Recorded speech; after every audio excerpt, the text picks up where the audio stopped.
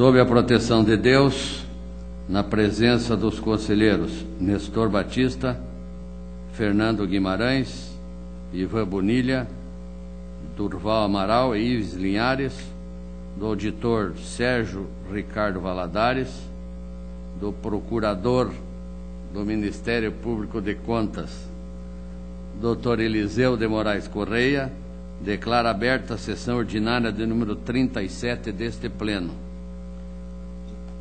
Ausente o auditor Tiago Barbosa por motivo de férias e Cláudio Canha por motivo justificado. Está convocado o auditor Sérgio Valadares para a composição do quórum.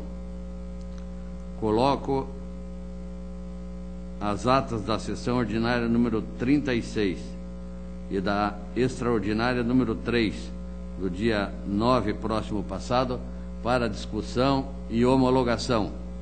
Está em discussão? Aprovado.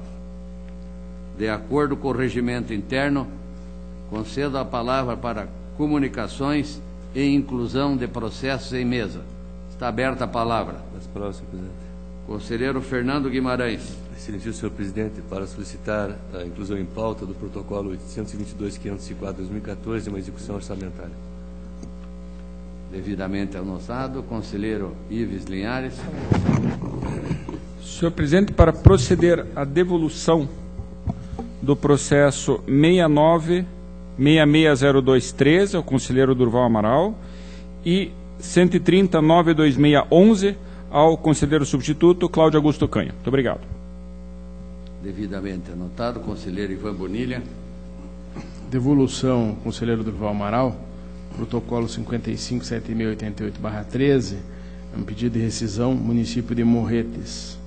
E também a devolução ao auditor Tiago Barbosa Cordeiro, protocolo 80.7947/14, é um agravo, município de Assis Chateaubriand. Obrigado. Conselheiro Nestor Batista. Senhor presidente, para devolver ao conselheiro Ivan Bonilha 576.111.12, 476.653.13. Anotado. Auditor Sérgio Valadares. Senhor presidente, para também anunciar a devolução dos autos dos processos 289.314, conselheiro Fernando, 297.166.12, conselheiro Ivan Bonilha e 700.843.12, conselheiro substituto Cláudio Augusto Canha.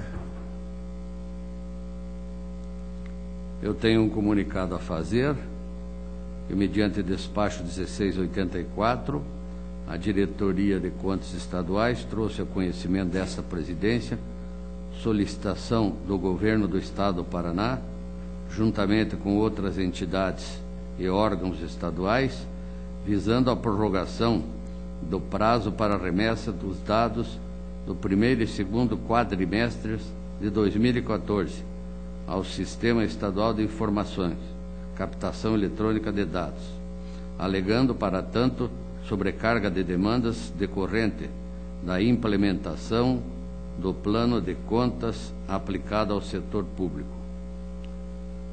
Assim, considerando que neste primeiro ano de implantação do sistema, a captação de dados se destina principalmente à análise das prestações de contas anuais das entidades, em atendimento aos princípios da eficiência e da economicidade, excepcionalmente, e sem solução de continuidade, esta presidência submete à apreciação do plenário a proposta de prorrogação do prazo para a remessa dos dados até 30 de novembro de 2014. Está em discussão. Aprovado. Com satisfação, comunico a presença neste plenário de uma comitiva do progressista município de Pinhão, nossos conterrâneos da região centro-oeste do Paraná, estando presente o senhor prefeito Dirceu de Oliveira, secretário de Finanças Jorge Tadeu Sens e mais membros da comitiva. Esta presidência os saúda, desejando boa estada em nosso tribunal. Sintam-se à vontade.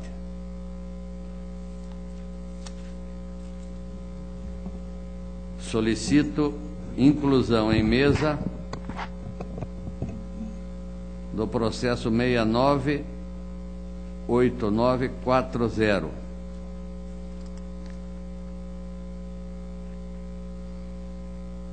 Estando consignada a inclusão em mesa, passo a relatar processos de minha pauta. O 69984014, contratação e convalidação de despesas com combustíveis. Valor estimado até dezembro de 2014, R$ 69 mil. Está em discussão. Votação aprovado. O 790374. Aquisição e renovação de licenças, produtos da Microsoft. Pela homologação da licitação, tendo por objeto a contratação de fornecedor de produtos da Microsoft, referente ao direito de uso perpétuo, mais as atualizações de softwares licenciados ao Tribunal de Contas do Paraná pelo prazo de 3 anos. Está em discussão. Votação aprovado. A palavra está livre. Senhor presidente. Vossa Excelência tem a palavra. Só para, intempestivamente, mas só solicitar a devolução dos seguintes processos: o 713306/14 ao conselheiro Dr. Ivens e o 154567/13 ao Dr. Ivan. E também solicitar a inclusão em pauta do processo 89147614, que trata de certidão liberatória do município de Sapopema. Está deferido. Com a palavra para relato de sua pauta, o conselheiro Nestor Batista. Senhor presidente, demais integrantes do plenário, também quero fazer o coro a Vossa Excelência, senhor presidente, e cumprimentar a cidade de Pinhão, que se representa hoje aqui no nosso plenário, o senhor prefeito Dirceu, e também falar da nossa admiração por esse belo município que temos na região ali de Guarapuava. O Guarapuava é da região de Pinhão, não é? É uma dúvida, não é, senhor prefeito? Mas sejam bem-vindos. Senhor presidente, eu peço permissão também para, com muita alegria, lembrar que ontem nós tivemos o Dia do Professor e iniciamos aqui no tribunal, eu vou me socorrer da leitura para ser mais objetivo, iniciamos um curso à distância com o apoio total de Vossa Excelência, senão não teria acontecido, uma iniciativa que foi da primeira inspetoria, do nosso inspetor Agileu Carlos Bittencourt, e um público envolvendo diretores e funcionários de escolas de todo o Estado, em 2.700 participantes. Extraordinário número, eu poderia dizer, lembrando que é um trabalho da Escola de Gestão Pública deste tribunal. Os gestores receberão noções de direito administrativo, licitações, planejamento e gestão dos recursos, além da fiscalização sobre gastos de sua responsabilidade. E o momento é bom, senhor presidente e demais colegas de plenário, porque em novembro serão eleitos diretores que comandarão as escolas estaduais nos próximos 3 anos. Nunca é demais lembrar que o Paraná possui 2.500 escolas entre ensino regular e educação especial. Todas essas instituições recebem recursos do fundo rotativo em valores que chegam a R$150 mil. O dinheiro é utilizado em pequenas obras, reformas e reparos das instalações. Nós temos a informação que são 5 módulos. O curso online ficará disponível entre 15 de outubro a 20 de novembro, no ambiente virtual de aprendizagem da Escola de Gestão Pública. No total, o curso tem 50 horas. O curso de formação básica em contratações públicas oferece um passo a passo didático aos gestores de escolas. O primeiro módulo, ministrado pela Procuradora do Ministério Público de Contas, Ângela Cássia Costaldello, aborda noções de direito administrativo. No segundo módulo, o consultor jurídico da primeira inspetoria, professor Edgar Guimarães, oferece noções básicas de licitações. O terceiro módulo, ministrado pelo diretor de fiscalização de obras públicas, Paulo Francisco Borsari, enfoca a gestão descentralizada para a execução de obras e serviços. O quarto módulo é dedicado ao planejamento do gasto e à prestação de contas do fundo rotativo. É ministrado por 2 técnicos da Secretaria... Qual Secretaria de Educação? Por 2 técnicos da Secretaria de Educação. O coordenador de apoio financeiro à rede escolar, Manuel José Vicente, e pela coordenadora de prestação de contas, Ângela Kuberski. A atuação do tribunal na fiscalização do gasto público é o tema do último módulo. Esse assunto é apresentado por Luciane Maria Gonçalves Franco e Gustavo Luiz von Batten, ambos analistas de controle deste tribunal. Faço esse registro, senhor presidente, repito, pela importância, com 2.700 inscritos, agradecimento a Vossa Excelência, mas é mais cumprimento do que agradecimento, porque quem deve realmente agradecer são os participantes deste curso, e nós estamos cumprimentando pela iniciativa maravilhosa do Agileu e que contou com o apoio de Vossa Excelência. Então, nosso tribunal continua mostrando serviço, o que é muito bom. Passo ao relato da pauta. Tenho protocolos 415, 571, 07, autos de recurso de revista em sede de denúncia, manejada pelo Ministério Público de Contas, contra o Acórdão 884-07, que decidiu pelo arquivamento, sem julgamento de mérito do processo, denúncia 12.329-04. Esta, por sua vez, foi formulada por vereadores do município de Jussara, em face de possíveis irregularidades que teriam sido cometidas pela administração municipal no concurso 1/2003. As irregularidades consistiriam na possível aprovação de parentes do prefeito, bem como de membros da comissão do concurso. A Diretoria de Controle de Atos de Pessoal informa que não constam dos autos elementos de prova suficientes a abarcar a pretensão de procedência da denúncia.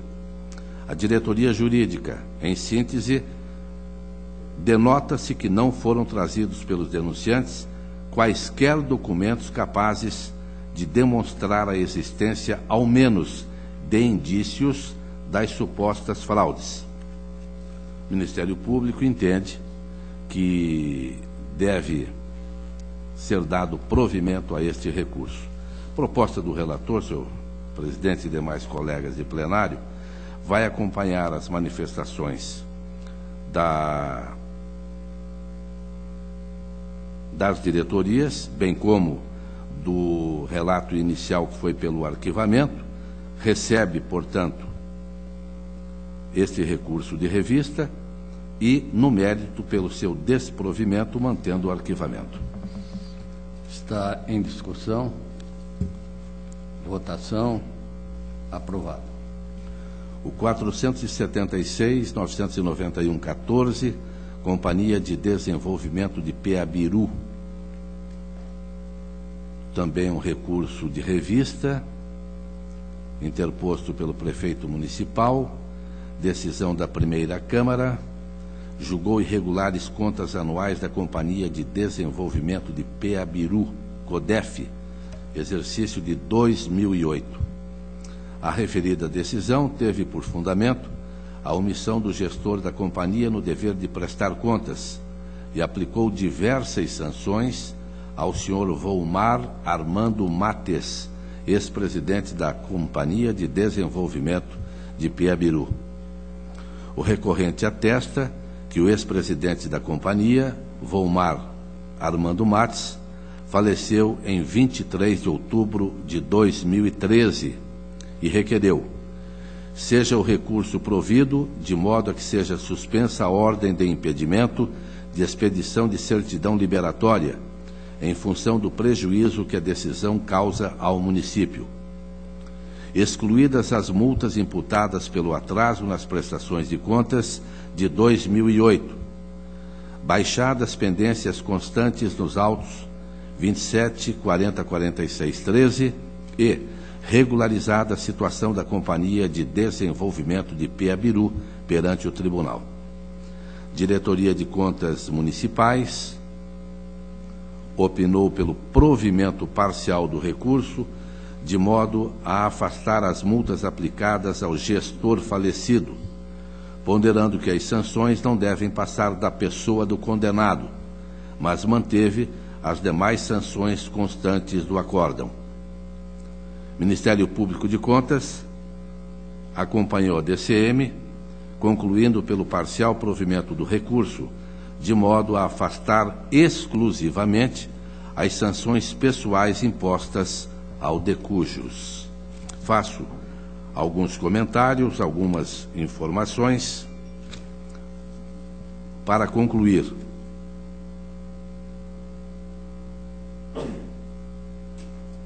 Pelo conhecimento, pelo provimento parcial do recurso de revista interposto pelo prefeito municipal de Piabiru, em face do acórdão 270214 da Primeira Câmara, que julgou pela irregularidade da prestação de contas da Companhia de Desenvolvimento CODEF, exercício de 2008, afastando as multas administrativas aplicadas ao senhor Volmar Armando Matos, assim como a declaração de inabilitação prescrita na decisão ora recorrida, mas mantendo a irregularidade das contas, bem como as demais sanções aplicadas pelo acórdão recorrido. Relatório e voto. Está em discussão. Auditor Sérgio Valadares. Só uma dúvida, ilustre relator. O responsável teve as contas julgadas irregulares, mas ele faleceu depois de ter sido citado e apresentado a defesa, é isso? Perfeitamente. Ele faleceu em 2013 e os fatos ocorreram em 2008. Mas ele chegou a ser citado e citação válida? Com certeza. Certo. Desculpa, as irregularidades que foram mantidas foram quais?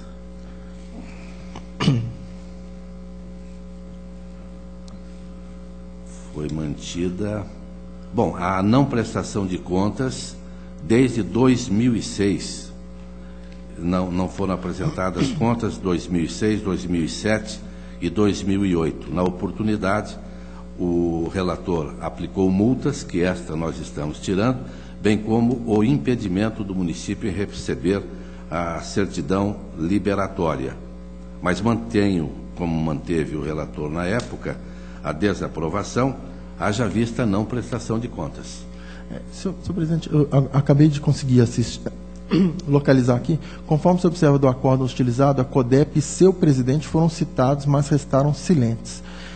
Eu vou pedir desculpa, mas eu vou pedir vista, porque eu quero verificar exatamente se essa citação foi dirigida corretamente, para que nós não mantenhamos as contas irregulares de uma pessoa que faleceu e que agora, evidentemente, não pode se defender. Então, pedindo desculpas, eu vou pedir vista. Não, sem aceitar desculpa só, senhor presidente, porque eu estou mantendo o que o relator aprovou. Repito, falta de prestação de contas em 2008, e se prefeito e o diretor da CODEF se mantiveram silentes, é porque não tiveram interesse de se defender. Vista sem problema nenhum. Ele faleceu em 2013, mas em 2008 ele era responsável por irregularidades. Mas não vou absolutamente questionar o problema de vistas do Dr. Valadares. Vista concedida. O protocolo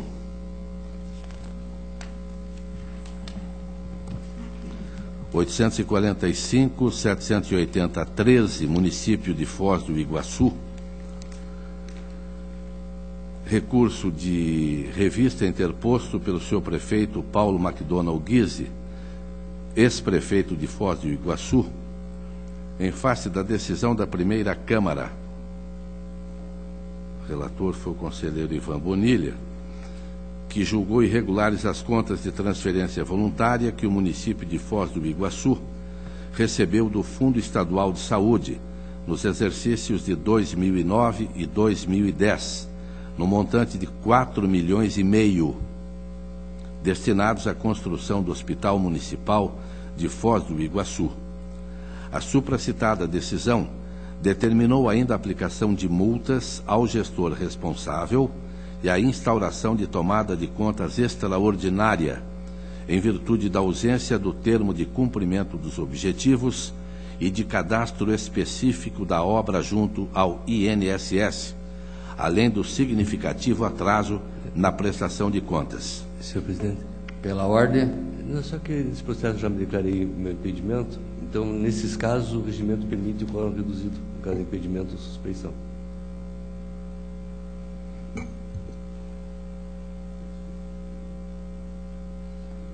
O conselheiro Fernando está declarando seu impedimento?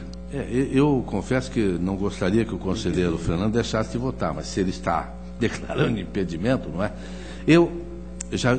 Vossa Excelência já havia solicitado. Até porque eu apenas faço um breve comentário, que o último repasse que deveria ser feito, da ordem de R$500 mil, não foi feito. Por quê? O município deveria chegar a 90% da obra.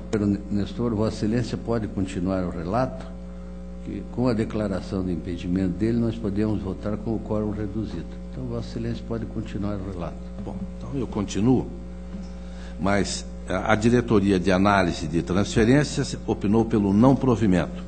Ministério Público de Contas também pelo não provimento, ou seja, mantendo a irregularidade das contas. Mas a explicação que eu estava procurando fazer é que a quarta parcela, que seria repassada pelo governo estadual, no valor de R$500 mil, não foi repassada. Por quê? O percentual físico da obra deveria chegar a 90% e aí seria feito o repasse. Ocorre que, quando dá oportunidade do repasse dos R$500 mil, a obra estava em 88, na minha pauta anterior estava o 88, alguma coisa. 88? 88,06. Portanto, 88,06 e não os 90. E aí não houve o repasse para a construção do hospital, o Hospital Municipal de Foz do Iguaçu. Assim sendo, a obra sofreu solução de continuidade, o repasse não foi feito, a municipalidade não cumpriu a sua parte de chegar aos 90%, portanto, ela deu causa ao não repasse e as contas foram desaprovadas por esse motivo.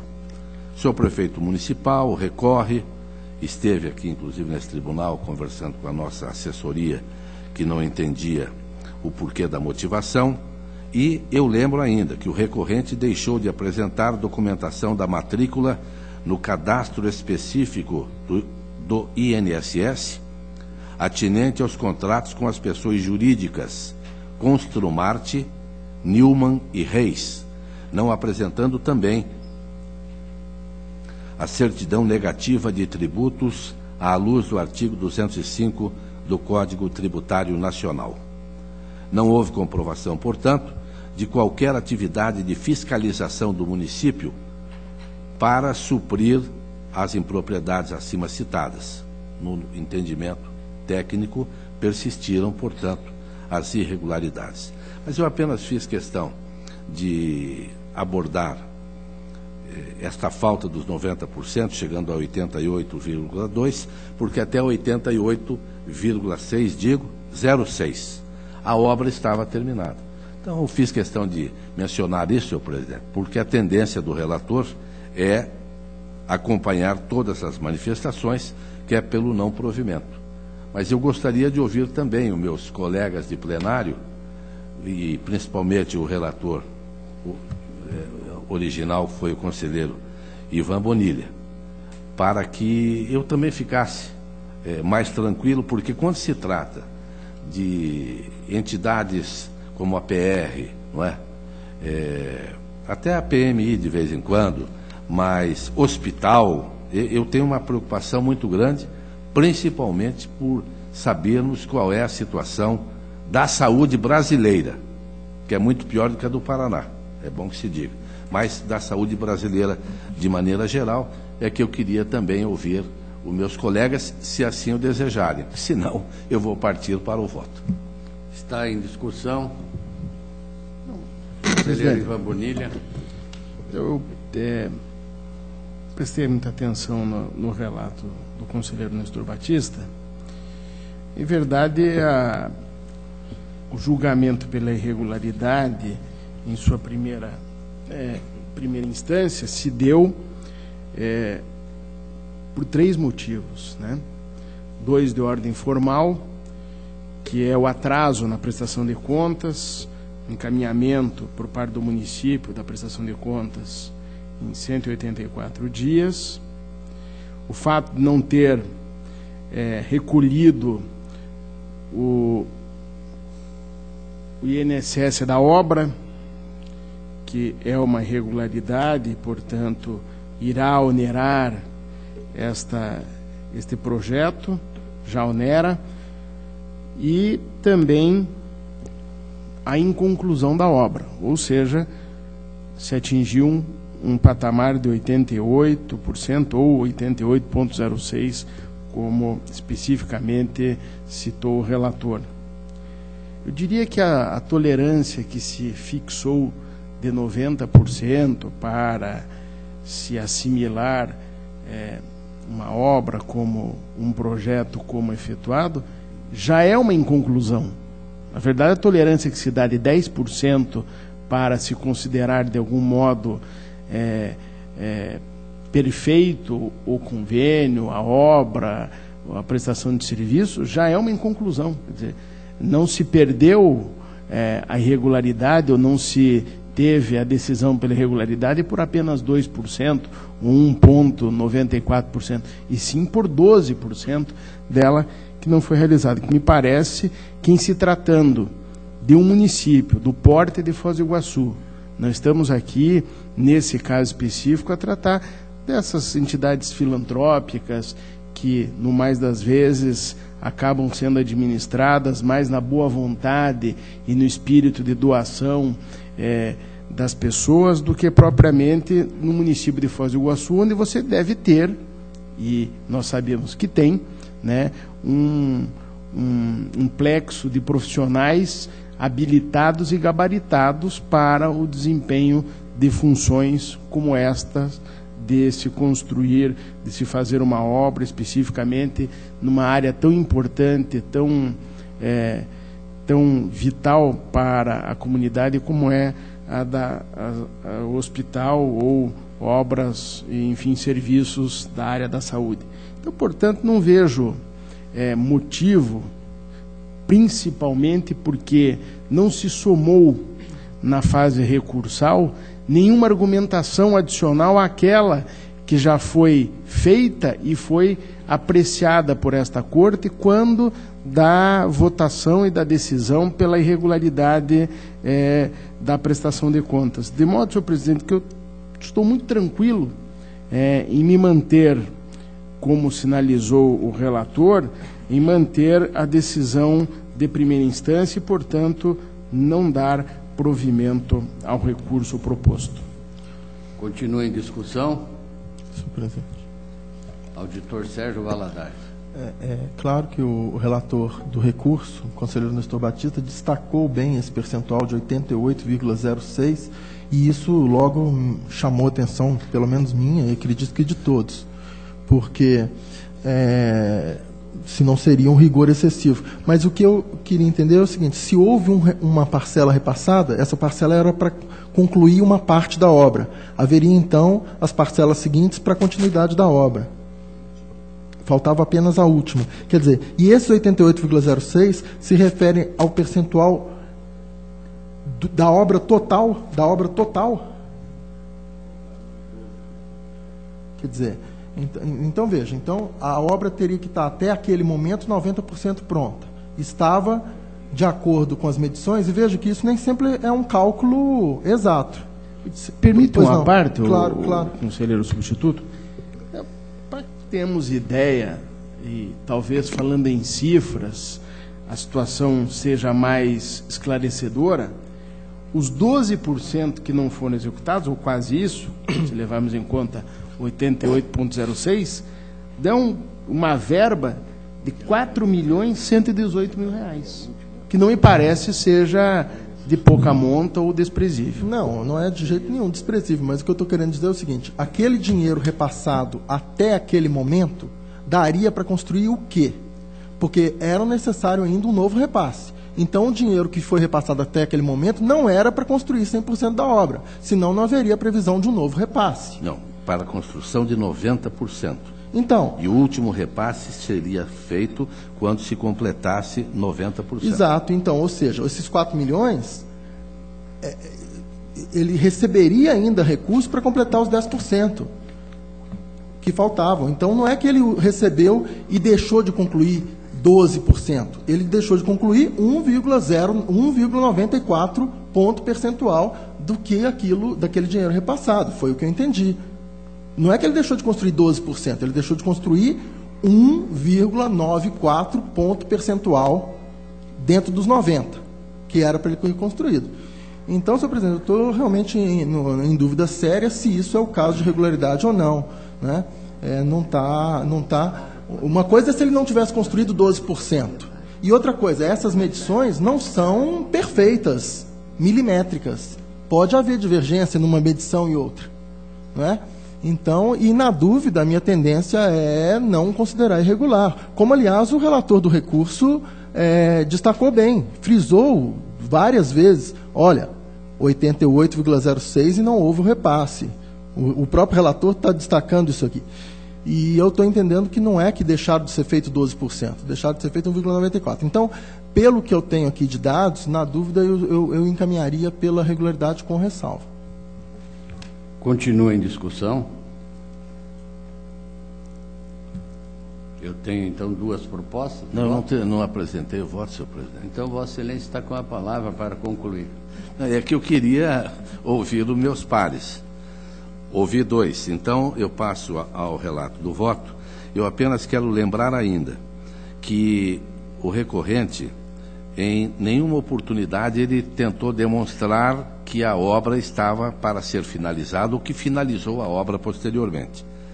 Ainda deixou, isto eu estou repetindo, de apresentar documentação da matrícula no cadastro específico do INSS, atinente aos contratos com pessoas jurídicas, Construmarte, Neumann e Reis, não apresentando também certidão negativa de tributos, conforme o Código Tributário Nacional, e um atraso de 180 dias aproximadamente.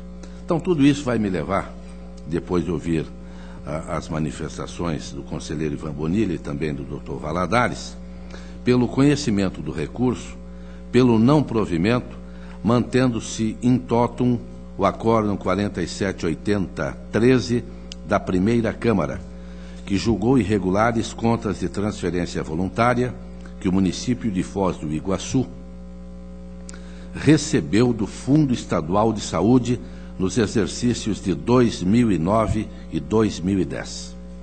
Responsabilidade do senhor Paulo McDonald Guise. Agora o voto, senhor presidente.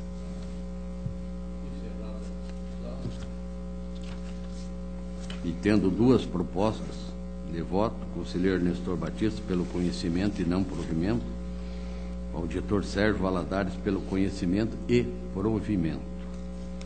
Vou colher os votos. O conselheiro Ivan Bonilha já se manifestou.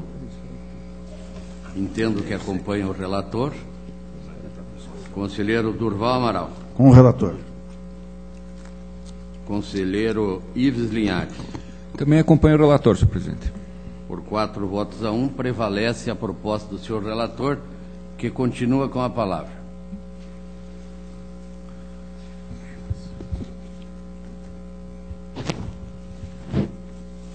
Senhor presidente, continuo no relato do protocolo 4312/14, município de Jardim Alegre, recurso de revista, prestação de contas do município 2012, acórdão 516-13 da primeira Câmara, recomendação de irregularidade. Motivação: déficit verificado nas obrigações frente às disponibilidades, falta de aplicação de 60% de recursos do Fundeb, exercício do cargo de contador em desacordo com pré-julgado 6, diferenças em conta bancária a apurar. A análise da DCM manifestou-se mediante instrução pelo não provimento do recurso, com a manutenção de parecer prévio pela irregularidade. Também, Ministério Público de Contas, pela irregularidade. Em que pese análises efetuadas pela DCM e pelo Ministério Público, ao examinar cada uma das impropriedades apontadas pela unidade técnica, entendo que, considerando o princípio da razoabilidade e proporcionalidade, podem ser convertidas em ressalvas conforme justifico a seguir. Déficit verificado nas obrigações financeiras frente às disponibilidades. A defesa do município consiste em informar que o déficit apontado fica evidenciado conforme relatório por fonte, que as obrigações excedentes se referem a recursos vinculados, ou seja, de convênios ou programas, onde algumas parcelas não foram liberadas na época. Contudo, houve um empenho global das despesas, como obriga os princípios de contabilidade pública. No entanto, se considerarmos apenas recursos livres, o saldo de disponibilidade era suficiente para suportar despesas das fontes livres, que ficaram em contas a pagar no exercício de 2012. Ademais, a existência de superávit financeiro total ao longo da gestão do prefeito e, neste exercício, registrado em 0,93%. Entendo que o item pode ser considerado regular com ressalva. E aqui apresento uma tabela: exercício de 2009, superávit 7,71, 2010, 1,81, 2011, 1,30 e em 2012, 0,93. A falta de aplicação do Fundeb para o magistério. A DCM informou em sua última instrução que foi glosada a remuneração da servidora Simone Colombo por exercer a função de chefe da Divisão de Apoio Técnico do Departamento Municipal de Educação. Assim, o município aplicou o percentual de 59,32%. Em sua defesa, o prefeito municipal alegou que a servidora esteve parte do exercício de 2012 no suporte pedagógico e parte no setor administrativo, o que causou essa diferença na aplicação dos recursos, não atingindo o limite de 60% de aplicação do Fundeb. Novamente, argumentos elencados acima devem merecer guarida, visto que, em análise às informações dos últimos 4 anos, houve aplicação média em educação de 64,06 e que a glosa de 19.089, que corresponde a 0,73, que reduziu o índice aplicado para 59,32, não macula atos da administração. Assim, considero o item regular com ressalva. O exercício do cargo de contador contrariando o pré-julgado número 6, o tribunal já tem decisões deste plenário que tem considerado também como ressalva, e seria o caso, já que em 2014 a situação foi regularizada com designação de servidora efetiva. Permanecem diferenças em conta bancária a apurar, pagamento sem prévio empenho. Em sua defesa, o recorrente alega que os valores inscritos estão vindo da gestão anterior, não tendo sido movimentada a referida conta nessa gestão de 2009 a 2012. Apesar dos valores serem referentes a outras gestões, a municipalidade não atendeu o que preconiza a Lei 4.320/64, artigo 35.2, artigo 60 e artigo 62. O artigo 35. Pertencem ao exercício financeiro despesas nele legalmente empenhadas. Artigo 60. É vedada a realização de despesa sem prévio empenho. Artigo 62. O pagamento da despesa só será efetuado quando ordenado após sua regular liquidação. Diante do exposto, permanece a indicação de irregularidade com relação a este item, diferenças em conta bancária a apurar, pagamento sem prévio empenho. Apresento ainda um quadro descrevendo o saldo anterior, recursos livres, 113.063,24, nenhum débito, nenhum crédito, e o saldo final de 113.063,24. Voto, portanto, pelo conhecimento do recurso, no mérito dando-lhe provimento parcial, reformando o Acórdão 516-13 da Primeira Câmara, emitindo parecer prévio pela irregularidade das contas prestadas pelo município de Jardim Alegre, exercício de 2012. Responsável, José Martins de Oliveira, tendo em vista que permaneceu insolvida a restrição relativa a diferenças em conta bancária a apurar. Relatório e voto. Está em discussão. Senhor presidente. Para discutir, auditor Sérgio Valadares. Senhor presidente, se for possível, estou tentando localizar aqui, mas ainda não localizei. Essa diferença se deve exclusivamente a um pagamento de despesa sem prévio empenho. Perfeito. Vossa Excelência teria o valor dessa despesa? 19.000 e... Certo. Mas, quer dizer, mas efetivamente houve, em princípio... 19.080... Não, isso foi glosado na 19.000, 113.063,24. 19.000 foi uma glosa quanto à aplicação no Fundeb. E a despesa que ele pagou sem prévio empenho? 113.063,24. Então, obrigado. Encerrada a discussão, votação. Aprovada a proposta do senhor relator. O protocolo 640-690-13, embargos de declaração opostos pelo governo do Estado do Paraná contra o Acórdão 306-13 do Pleno, que concluiu pela regularidade com ressalva das contas prestadas no exercício de 2012. Embargos argumentam que houve contradição em 2 pontos específicos do acórdão de parecer prévio. No item 10, que alega a diferença dos critérios utilizados para determinar ao Estado que recupere de forma mais eficiente os respectivos créditos.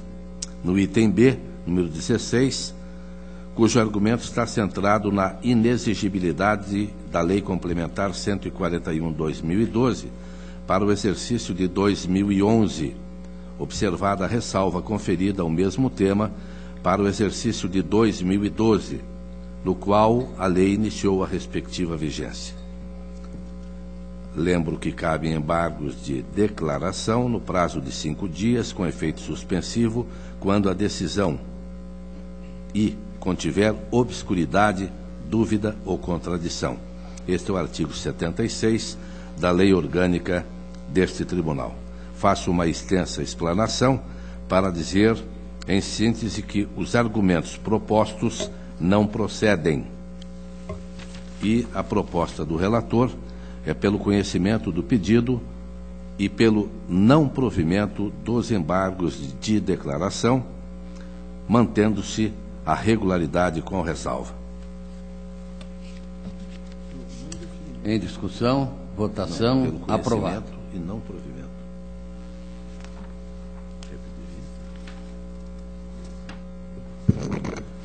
Senhor presidente, Pela ordem, eu tenho... conselheiro Ivan Bonilha. Eu tenho dúvida em relação ao conhecimento do pedido de embargos e, portanto, eu vou pedir vista do processo. Em primeiro lugar, eu consulto o plenário se concordo com a reabertura do processo, que o processo já está votado, não havendo manifestação contrária, reaberto o processo, vista ao conselheiro Ivan Bonilha. Senhor presidente, eu tenho o 342.634, é um recurso de agravo. Eu vou pedir permissão ao plenário para adiá-lo, para não atrapalhar o conselheiro Fernando Guimarães. E tem um que eu sou obrigado a relatar, conselheiro. Está adiado. Não atrapalhar, porque eu sei que o conselheiro Fernando hoje está com a saúde ligeiramente abalada, não é? Então, e este último, vou tentar ser rápido, trata-se do processo 719.01714, município de Nova Aurora, exceção de suspeição e impedimento. Faço um relatório. Pedro Leandro Neto, ex-prefeito do município de Nova Aurora, opõe a presente exceção de suspeição e impedimento, alegando que, na sessão 26 do Tribunal Pleno, em 31 de julho de 2014,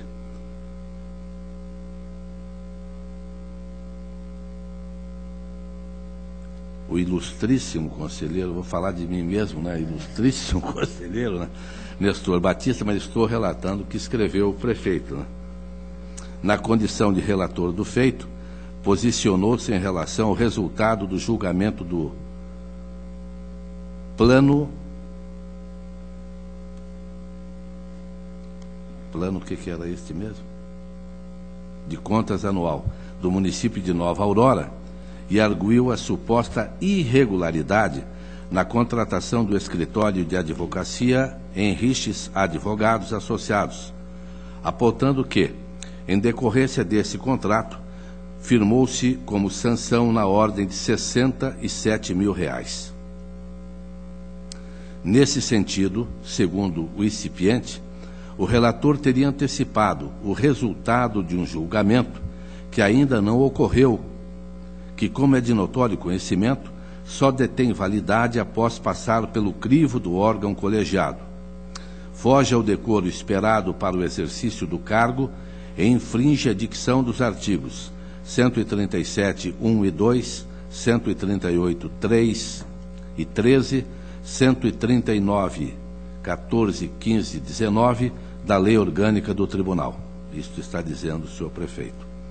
Pede-se, assim, o recebimento, processamento e acatamento da presente exceção de suspeição, sorteando-se novo relator para apreciar o processo 210.602.13, na forma do artigo 417-A, ou subsidiariamente, submeta a decisão ao Tribunal Pleno para deliberação. E é o que estou fazendo. 2. No caso em tela, o incipiente insurge-se contra manifestações proferidas na sessão deste tribunal no dia 31 de julho, quando, ao fazer uso da palavra, teria antecipado o julgamento das contas do município de Nova Aurora, exercício de 2012. O artigo 128 do Código de Processo dispõe que os conselheiros terão as mesmas garantias, direitos, prerrogativas impedimentos, vencimentos e vantagens dos desembargadores do Tribunal de Justiça, sendo-lhes estendidas também as mesmas causas de impedimento e suspeição previstas na lei processual, além daquelas estabelecidas no capítulo 9 desta lei. As causas de impedimento e suspeição estão previstas nos artigos 134 a 138 do Código de Processo Civil e dizem respeito à imparcialidade do juiz no exercício de sua função. O impedimento tem caráter objetivo, enquanto que a suspeição tem relação com o subjetivismo do juiz. A imparcialidade do juiz é um dos pressupostos processuais subjetivos do processo. No impedimento, há a presunção absoluta, iuris et de iure, de parcialidade do juiz em determinado processo, por ele analisado, enquanto na suspeição há apenas presunção relativa, iuris tantum. Nesse sentido, os argumentos não se enquadram em nenhuma das hipóteses de suspeição previstas na Lei Processual Civil, aplicável aos conselheiros do Tribunal de Contas. Se não, vejamos. Artigo 135. Reputa-se fundada a suspeição de parcialidade do juiz quando 1. Amigo íntimo ou inimigo capital de qualquer das partes. 2. Alguma das partes for credora ou devedora do juiz, de seu cônjuge ou de parentes destes, em linha reta ou na colateral até o 3º grau. 3. Herdeiro presuntivo, donatário ou empregador de alguma das partes. 4.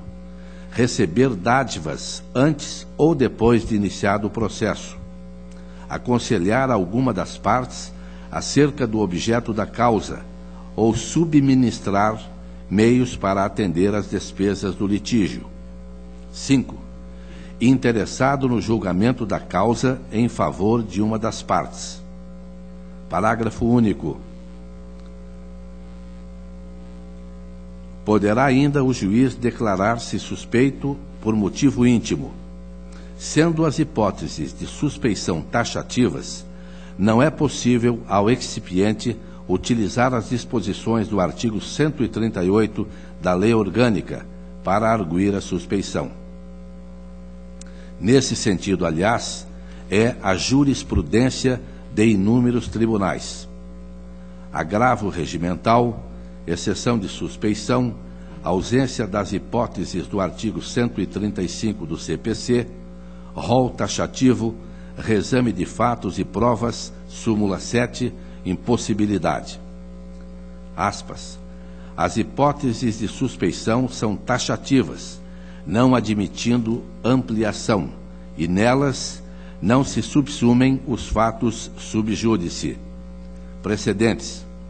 Reconhecendo o tribunal de origem a ausência de comprovação da alegação de suspeição dos magistrados, a alteração de tal quadro demandaria o revolvimento dos fatos e provas, o que é impossível no âmbito do recurso especial, súmula 7. A pretensão de simples exame de prova não enseja recurso especial. STJ, agravo 444.085, relator ministro Humberto Gomes de Barros, em 28 de 6 de 2005, terceira turma, publicação 22 de 8 de 2005, página 259. Processo civil, exceção de suspeição, artigo 135 do CPC, rol taxativo, ausência de demonstração da parcialidade do excepto, prevalência da presunção da imparcialidade do magistrado. 1. A exceção de suspeição é cabível quando, fundada em uma das hipóteses do artigo 135 do Código de Processo Civil, verifica-se a parcialidade do julgador quando do pronunciamento da demanda, sendo assim fruto do princípio constitucional do juiz natural e imparcial. 2. As hipóteses de suspeição são taxativas, não admitindo ampliação, e nelas não se subsumem os fatos sub júdice. 3. Em caso, após análise dos documentos trazidos aos autos, verifica-se que o excipiente não se desincumbiu do ônus de demonstrar quaisquer atos que comprovassem a alegada parcialidade do magistrado excepto. 4. Exceção de suspeição rejeitada. Relator, desembargador federal Henrique Herkenhoff. Data do julgamento, 9/2/2010, TRF 3, segunda turma. Portanto, ausente qualquer uma das causas de suspeição enumeradas do Código de Processo Civil e na lei orgânica deste tribunal, a presente exceção não deverá prosperar. Voto, portanto, e proponho ao plenário rejeição do presente requerimento de exceção por impedimento e suspeição e, após o trânsito em julgado, determino encerramento e arquivamento do presente processo. Está em discussão. Conselheiro Ives Linhares. Senhor presidente, demais conselheiros, na verdade eu não vou absolutamente divergir do voto do relator. Eu entendo que ele está tecnicamente fundamentado, porque a lei processual efetivamente não prevê essa como sendo uma das causas de suspeição. Mas, por outro lado, eu acho que esse incidente, essa nova discussão, nos dá a oportunidade de nos debruçarmos sobre um problema que me parece que está subjacente a toda essa questão, que é justamente o caso das terceirizações em geral.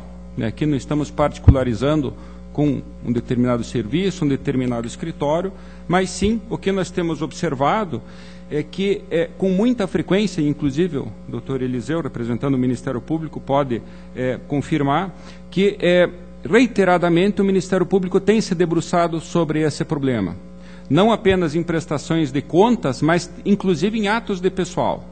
Tem sido questionado, eu tenho recebido pedidos de abertura de tomada de conta extraordinária pelo fato de o parecerista, num processo de pensão ou de aposentadoria, ser um advogado, um escritório privado. E me parece que efetivamente essa é uma situação bastante recorrente. Nas prestações de contas mesmo, na sessão de ontem da segunda Câmara, nós nos deparamos de novo com essa questão. Hoje, num processo também do doutor Nestor, foi mencionada a questão de um contador terceirizado. Então, com isso tudo, senhor presidente, eu quero dizer que, até para reforçar a ausência da causa de suspeição, que esse do ilustre relator, que esse problema efetivamente ele é recorrente, e me parece que o tribunal poderia fazer um levantamento desses casos. Volto a dizer, não com o intuito punitivo, com o intuito sancionatório, mas primeiro nós nos darmos conta da amplitude desse problema, que me parece que é de proporções bastante grandes, e por conta disso, senhor presidente, eu faria uma sugestão de que fosse aberto um processo fiscalizatório pela DCM, pelo diretor, o Dr. Walter, no sentido de que fossem levantadas as informações dessas contratações, tanto da parte de assessoria jurídica, como da parte de contabilidade e de informática, que me parece também tem diversas contratações nesse sentido, e que fosse feito, eu sugeriria um prazo talvez dos últimos 5 anos, a DCM tem esses dados disponíveis,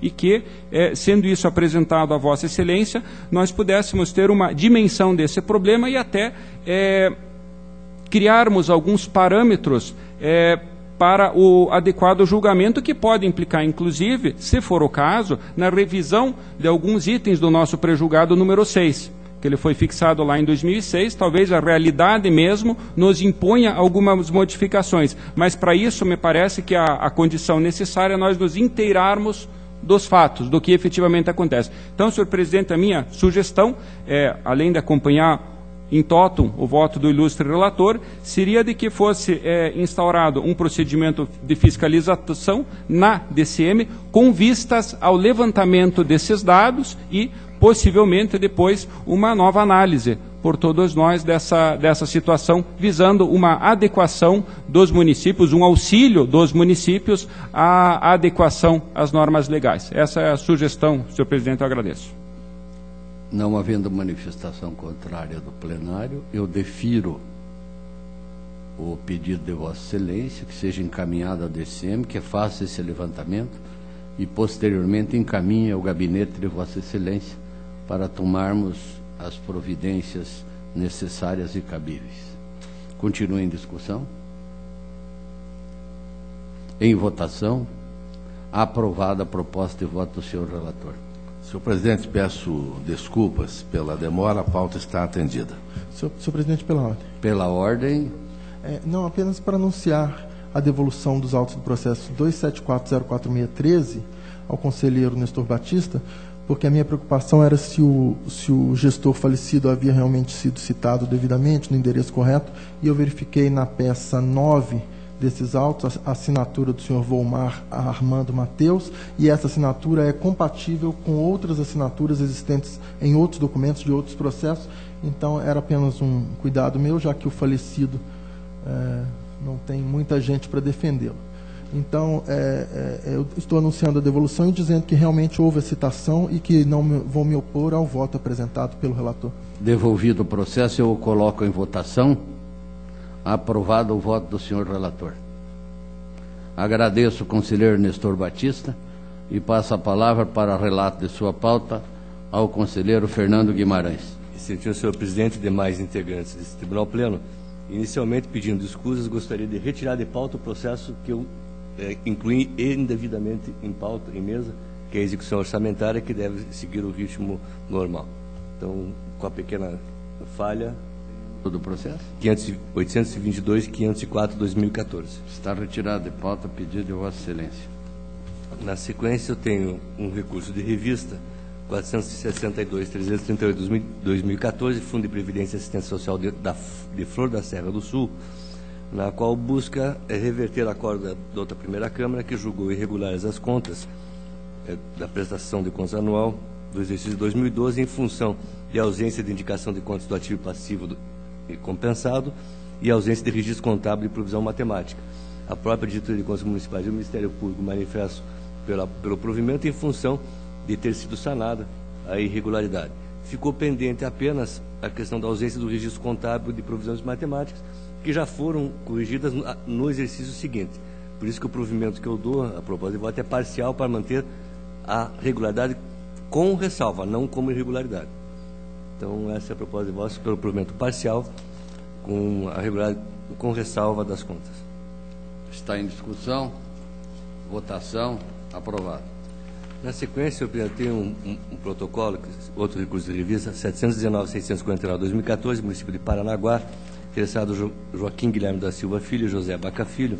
Eu já relatei esse processo, daí... Não relatei, na verdade eu pedi já o adiamento, até para verificar a questão da liquidação da decisão em função do débito imposto.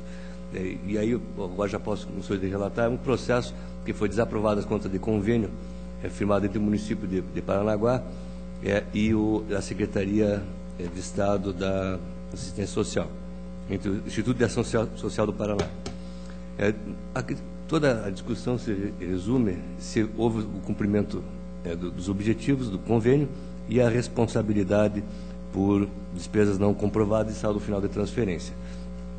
Nesse processo, o próprio laudo da Secretaria do Instituto de Ação Social do Paraná atesta o cumprimento parcial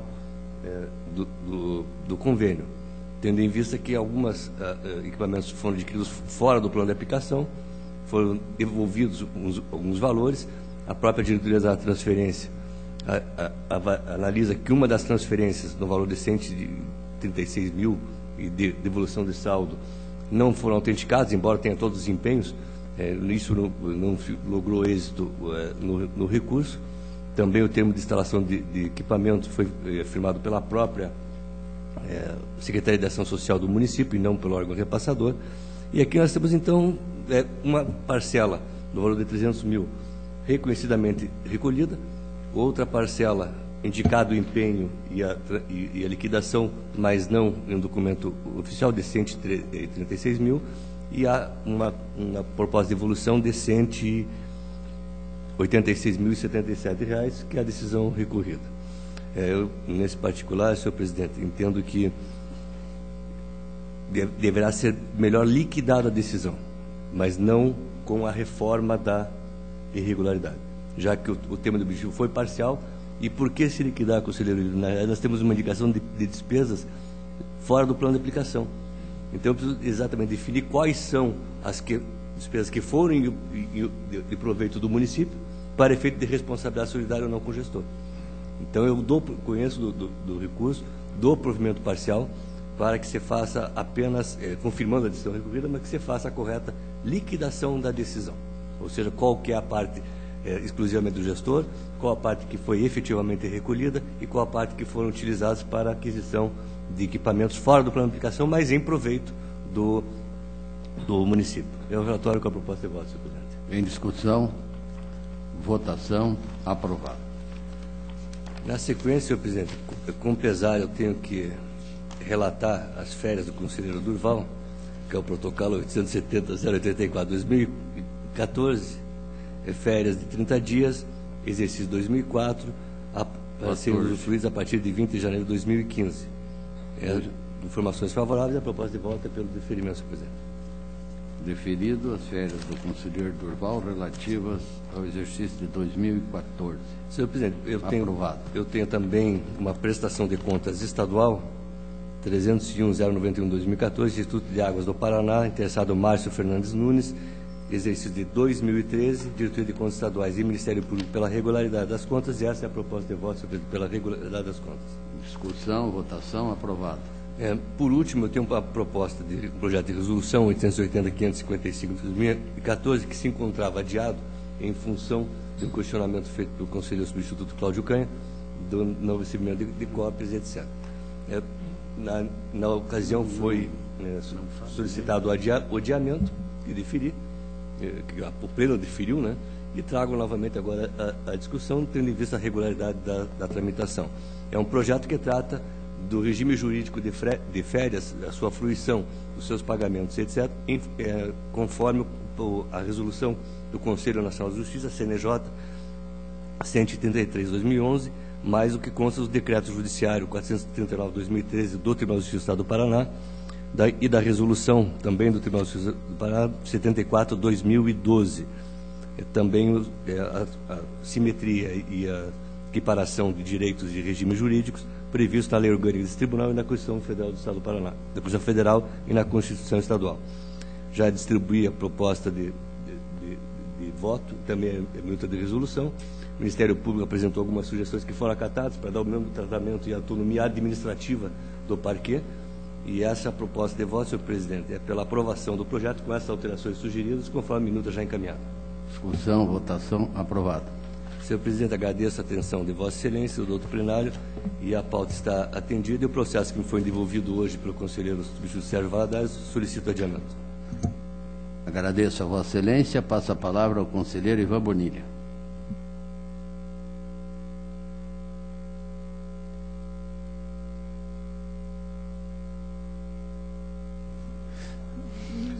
Pela ordem, senhor presidente. Conselheiro Ivan Bonilha está com a palavra, mas antes, pela ordem, conselheiro Durval Amaral. Senhor presidente, se houver a possibilidade, eu gostaria de pedir direito, a preferência para relatar a minha pauta antes ainda do doutor Ivan.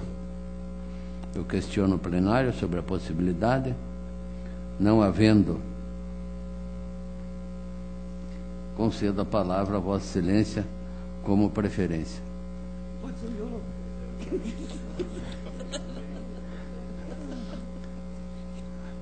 Agradeço desde logo ao doutor plenário e também ao doutor Ivan.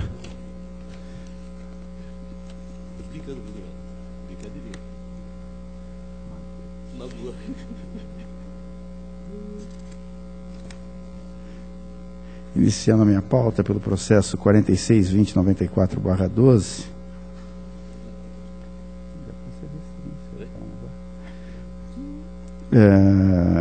Trata-se de tomada de conta extraordinária oriunda de comunicação de irregularidade formulada pela segunda Inspetoria de Controle Externo, em razão de irregularidades havidas no âmbito da administração dos postos de Paranaguá e Antonina, APA, no exercício 2011. Senhor presidente, a questão só de cronograma processual, trata do processo de fiscalização também da minha experiência nessa área. Eu gostaria de pedir vista para verificar até a situação atual do contrato e as suas consequências. Vista concedida ao conselheiro Fernando Guimarães. Processo número 275020/13, trata-se de recurso de revista interposto pelo ex-prefeito do município de Cruz Machado em face da decisão que recomendou a irregularidade das contas do Executivo Municipal de Cruz Machado, referente ao exercício de 2005, em razão da aquisição de medicamentos e contratação de serviços laboratoriais sem licitação. A aludida decisão determinou ainda a aplicação de multa pelo atraso no encaminhamento da prestação de contas eletrônica, além de remessa de cópias da decisão ao Ministério Público Estadual. Em suas razões recursais, o recorrente alegou que, a mesma matéria foi aventada por ocasião do julgamento das contas de 2006, as quais, em sede de recurso de revista, foram consideradas regulares, com ressalva. 2. Que se tratou de aquisição de medicamentos específicos não disponíveis na farmácia básica do município e fornecidos a pessoas carentes atendidas nos postos de saúde e a pessoas internadas no hospital municipal, e que as mesas foram precedidas de cotação de preços junto a diversos fornecedores. 3. Os exames laboratoriais foram realizados em pacientes cuja condição exigia a presença física para a coleta de material. 4. Os serviços foram realizados no laboratório LaborClean, em razão da natureza dos exames efetuados, e por ser o único do município. 5. Serviços prestados pelo laboratório Dr. William Carlos Junk foram precedidos de cotação de preços em 3 laboratórios. A Diretoria de Controle de Dados e Pessoal, após arguir que o recorrente se limitou a reeditar os argumentos apresentados na fase instrutória, entendeu que as irregularidades persistem, opinando pelo não provimento do recurso. Da igual forma, o Ministério Público, corroborando o opinativo técnico, opinou pelo conhecimento e não provimento do recurso. Consoante se colhe da instrução, as impropriedades decorreram originalmente do ofício 149 de 2007, da Corregedoria Geral desse Tribunal, que determinou que tais situações fossem analisadas nas prestações de contas nos exercícios 2005 e 2006, tendo apontado a realização de despesas sem procedimento licitatório para a aquisição de medicamentos nos exercícios 2005 e 2006, junto às farmácias Biofarma e Van Douglas. B. A realização de despesas sem procedimento licitatório para serviços laboratoriais no exercício 2005 e 2006 junto aos laboratórios de análises clínicas Paulac Limitada e William Carlos Junk. Nesse passo, o que se tem no exercício das contas é um montante de R$ 71.767,46 para aquisição de medicamentos sem a realização de procedimento licitatório e R$ 23.999,03 na contratação de serviços laboratoriais de análises clínicas, de igual forma, sem a necessária licitação. Segundo as razões recursais, as mesmas impropriedades que determinaram a irregularidade das presentes contas do exercício 2005 serviram de fundamento para a irregularidade das contas de 2006. No entanto, tal decisão, em sede de revista, foi reformada pelo Acórdão 368/12 do Tribunal Pleno, para ressalvar tais lacunas. Conforme se colhe do referido arresto, tais impropriedades foram convertidas em ressalva, consoante a seguinte fundamentação. A falta de procedimento formal foi reconhecida pelo município, assim como foi alvo de melhorias na administração municipal com esse objetivo, visto que as compras realizadas acompanharam a economicidade necessária, assim como não há dano quantificável ao erário público. Converto esse ponto do acórdão em ressalva. Conforme já referenciado, as mesmas impropriedades que fundamentaram a irregularidade das contas no exercício 2005 e que são objeto do presente recurso foram ressalvadas quanto do julgamento das contas de 2006, destarte, em atenção à coerência de decisões desta Corte, não se pode admitir que as mesmas lacunas outrora ressalvadas possam ser agora consideradas como causa de irregularidade, notadamente quando os gastos efetuados em 2006 foram até maiores do que os de 2005, que é o caso. Diante disso, em vista do citado precedente, há que se dar provimento ao recurso para converter em ressalvas referidas incongruências, mantendo-se no mais a decisão pelos seus próprios termos, reformando-se o acórdão de parecer prévio 100/13 da primeira Câmara para recomendar a regularidade das contas com ressalvas em razão da aquisição de medicamentos e contratação de serviços laboratoriais sem licitação, mantendo-se no mais a decisão pelos seus próprios termos. É o relatório e voto. Está em discussão. Votação. Aprovado. Processo número 824643/13. Trata-se de recurso de revista interposto por Hilário Andrasco, ex-prefeito do município de Palmas, em face do acórdão 4545/13 do Tribunal Pleno, o qual houve por bem julgar procedente a representação em razão da admissão de servidor sem a realização de concurso público para a função de auxiliar de serviços gerais, aplicando multa prevista no artigo 87, inciso 5, a linha A, da Lei Complementar Estadual número 103/2005. Em suas razões recursais, o recorrente pretendeu a reforma da decisão para excluir a pena de multa, alegando que a referida contratação não gerou qualquer prejuízo e que serviu exclusivamente para atingir a finalidade do serviço público, em razão da rescisão de contrato com a empresa prestadora de serviços terceirizados. A Diretoria de Controle de Atos e Pessoal considerou insubsistentes as razões apresentadas, arguindo que, 1. Não foi realizada qualquer espécie de seleção para a contratação. 2. Em nenhum momento se comprovou a necessidade de contratação temporária em face de eventos incertos e imprevisíveis. 3. A condenação ao pagamento da multa não requer a demonstração da necessidade ou não da contratação temporária. 4. Que a admissão do servidor foi anteriormente ao início dos trabalhos da comissão do concurso. E 5. Não houve óbice de índole legal e por parte do Ministério Público Estadual para o desenvolvimento regular do concurso. Em face de tais ressalvas, opinou pelo não provimento do recurso. De igual forma, o Ministério Público, corroborando o opinativo técnico, opinou pelo conhecimento e não provimento do recurso. Apesar dos argumentos ventilados pelo recorrente, o arresto vergastado não merece censura, uma vez que a hipótese dos autos não se adequa a nenhum dos permissivos constantes do texto constitucional. Não houve a realização de prévio concurso público, também não se está a falar em cargo de provimento em comissão e, por fim, não houve amparo legal para a contratação temporária. A leitura do inciso 9º do artigo 37 da Constituição exige, pelo menos, que o ente que pretenda tal contratação disponha de lei própria, especificando os casos passíveis de contratação temporária, e que tais contratações decorram de necessidade temporária de excepcional interesse público. No caso dos autos, além da inexistência do permissivo legal, os argumentos lançados nem se prestam a justificar a ilegalidade cometida, pois não comportam razoabilidade, eis que os autos discutem a contratação de um único auxiliar de serviços gerais. Nesse passo, não se sustentam os argumentos que afirmam que a admissão foi necessária para não comprometer o serviço público, o que foi imprescindível em razão da necessidade surgida com a rescisão do contrato com a empresa responsável pela terceirização de tais serviços, pois um único indivíduo não conseguiria levar a contento a execução da totalidade de tais serviços. Quanto à demora na realização do concurso, o que, consoante o recorrente, teria determinado a referida contratação, percebe-se que a reclamatória trabalhista reconheceu um vínculo de fevereiro de 2010 a julho de 2011, e a comissão responsável pela condução do concurso só foi nomeada em outubro de 2011, portanto, 3 meses após a extinção do vínculo. Em face de todo exposto, voto para que seja conhecido o recurso revista, para, no mérito, negar-lhe provimento, mantendo-se incólume o acórdão 4545/13 do Tribunal Pleno. É o relatório e voto, senhor presidente. Ele está em discussão. Votação aprovada.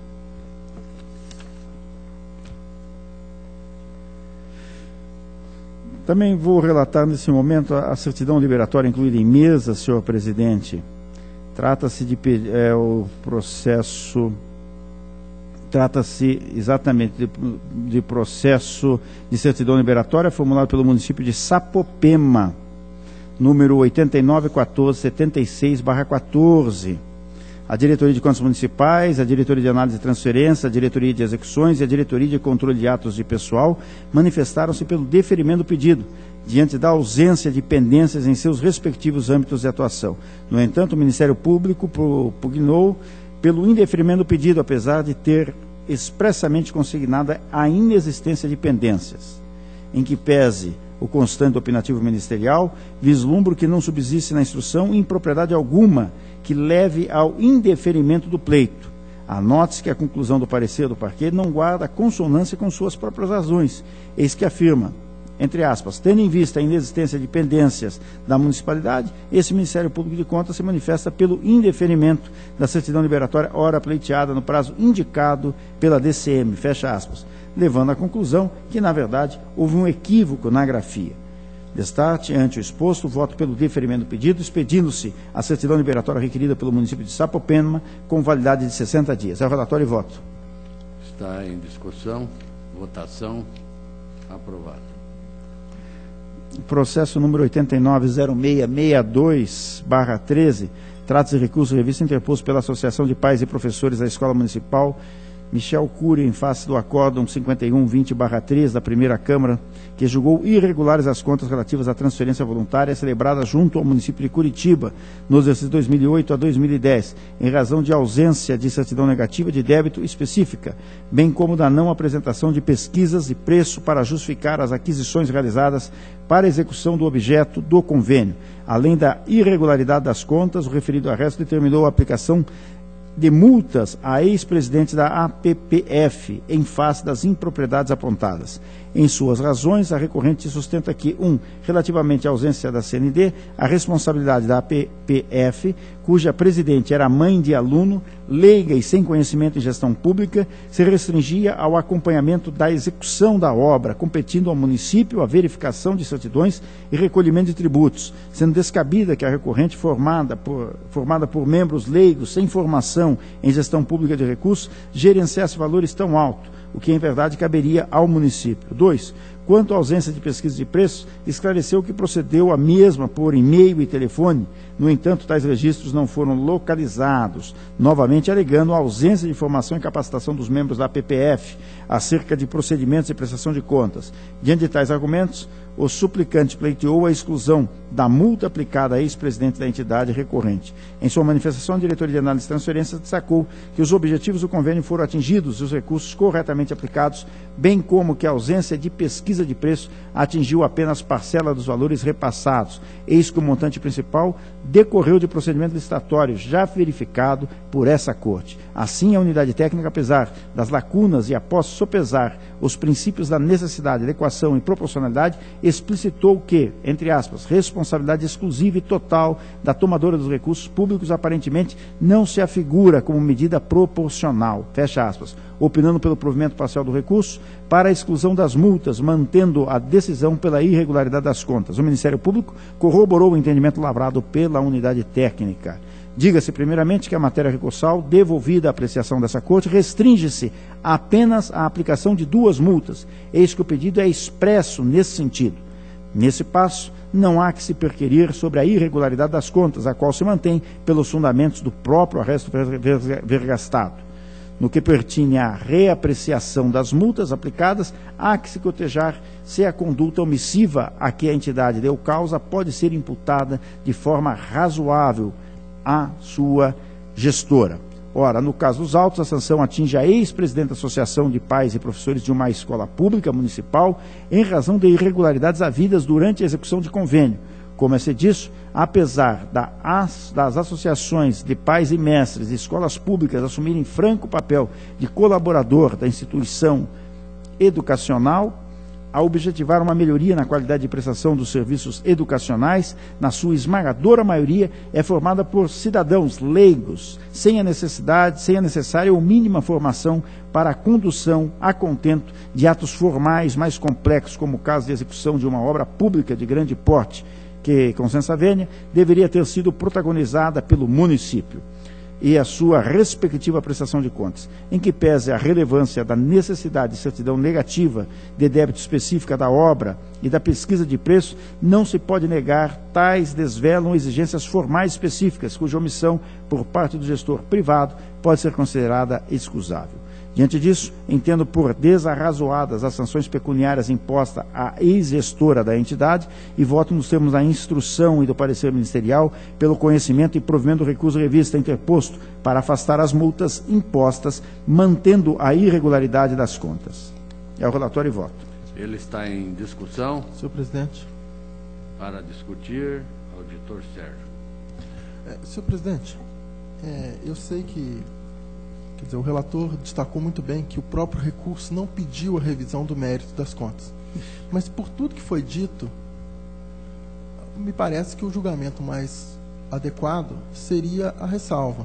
Quer dizer, o objetivo foi atingido, não houve malversação dos recursos públicos, não houve superfaturamento. Quer dizer, então, até aproveitando todos os argumentos apresentados e ainda levando em conta que, como bem destacado, quer dizer, o município repassa praticamente toda uma gestão que deveria ele fazer para pais e professores e servidores da escola. Aí, no caso, a presidente era uma mãe de aluno, né? Então, quer dizer, não me pareceria justo.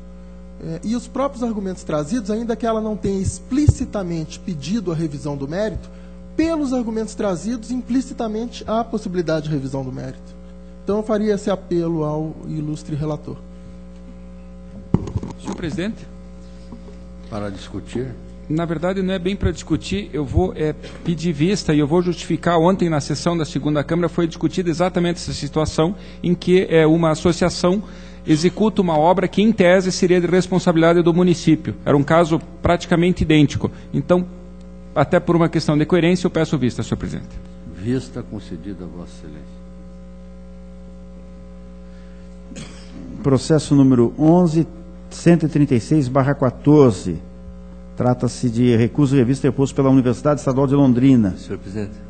Pela ordem. Para a questão de economia de tempo, vou solicitar vista protocolando. Vista ao conselheiro Fernando Guimarães. Processo número 298.708/14, encerra os autos recursos revistas interpostos pelo Ministério Público junto a esse Tribunal de Contas, em face do acordo 1228/14, Tribunal Pleno, peça 1228, que houve por bem deferir o pedido de certidão liberatória requerido pelo município de Foz do Iguaçu. Em suas razões de recurso, o recorrente se insurge em face da desconsideração das pendências verificadas junto ao Sistema Integrado de Transferência, SIT, que obstariam a concessão da liberatória, as quais foram relevadas em razão da existência de decisão judicial prolatada em mandado de segurança, proposto pela Procuradoria-Geral do Estado, suspendendo os efeitos dos atos normativos que instituíram o referido sistema. O órgão ministerial alega que a referida decisão afetou apenas as partes em litígio, sendo descabida a atribuição de efeito erga omnes para, no caso, socorrer o município, que não era parte no processo. A Diretoria de Análise e Transferência argumentou que, em face da expressa extensão dos efeitos da referida decisão aos municípios, suspendendo os efeitos dos atos normativos que instituíram o CIT, não merece provimento do recurso. A Diretoria Jurídica afirmou que, entre aspas, a liminar proferida no bojo do mandamus atualmente surte efeitos, devendo essa Corte observá-la sob pena de afronta a mandamento jurisdicional, o que pode ensejar a responsabilização penal às autoridades dessa Casa, fecha aspas.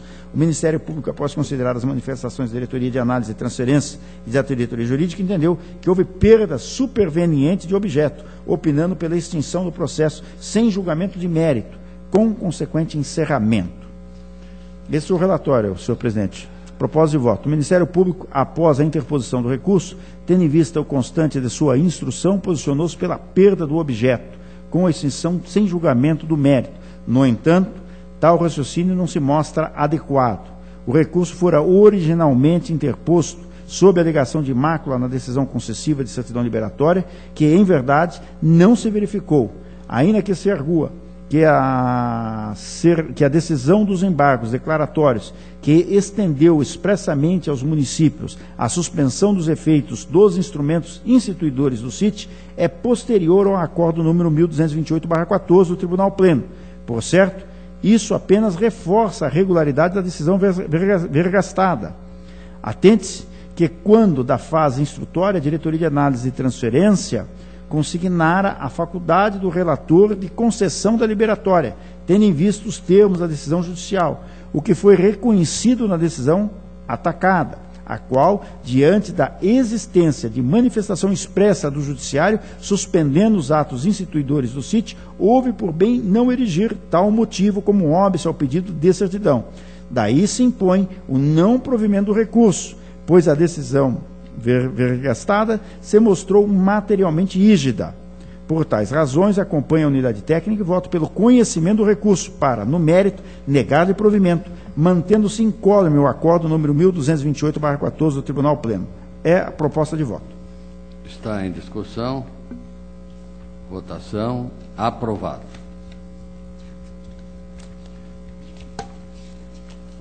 Processo número 362864/14, versus autos acerca de prestação de contas anual relativo ao exercício 2013 da Agência de Defesa Agropecuária do Paraná, entidade autárquica da administração indireta estadual. A Diretoria de Contas Estaduais conclui pela regularidade das contas, no que foi acompanhada pelo Ministério Público junto a esta Corte. Com efeito, estando todos os aspectos abordados na instrução, acompanho os entendimentos uniformes e voto pela regularidade das contas.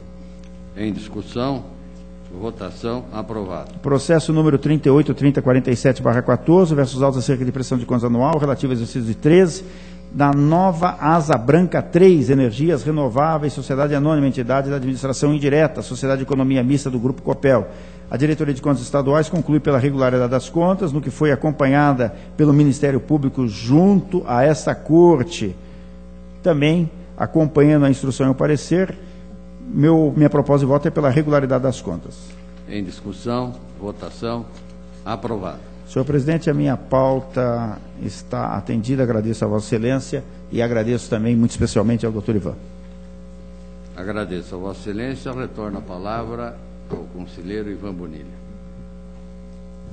Presidente, demais integrantes da sessão de pleno, de início às comunicações da Corregedoria,